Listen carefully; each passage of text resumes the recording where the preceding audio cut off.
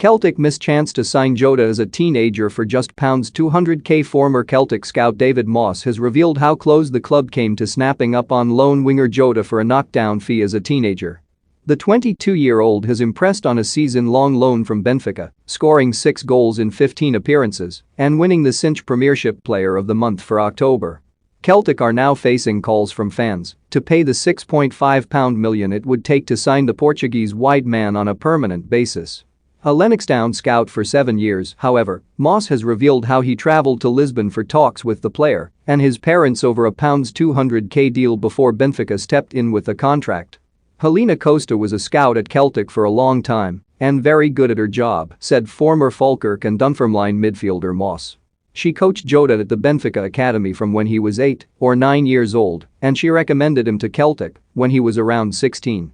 I was scouting for the Celtic Academy when she said to me, "David, you need to try and sign this winger before he signs a contract with Benfica."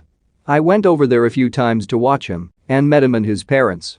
For whatever reason, I just don't think Celtic were in a position back then to go and spend £200k or whatever the fee would have been to take on a teenage player with no first-team experience.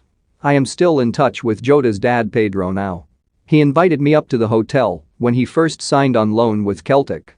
I couldn't make it up because I was away, but next time we're both in Glasgow we plan to meet up. A former head of football operations at Huddersfield, Moss is now an agent with young clients at both Celtic and Rangers. The agent who took former Parkhead youngsters Liam Morrison and Barry Hepburn to Bayern Munich, he believes his old club should waste no time in paying the fee to make the Jota deal permanent to avoid missing out on the player for a second time.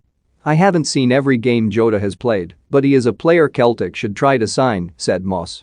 "Clubs down south will definitely be sitting up taking note of his form now. His strength is his technique. He is a typical Portuguese winger."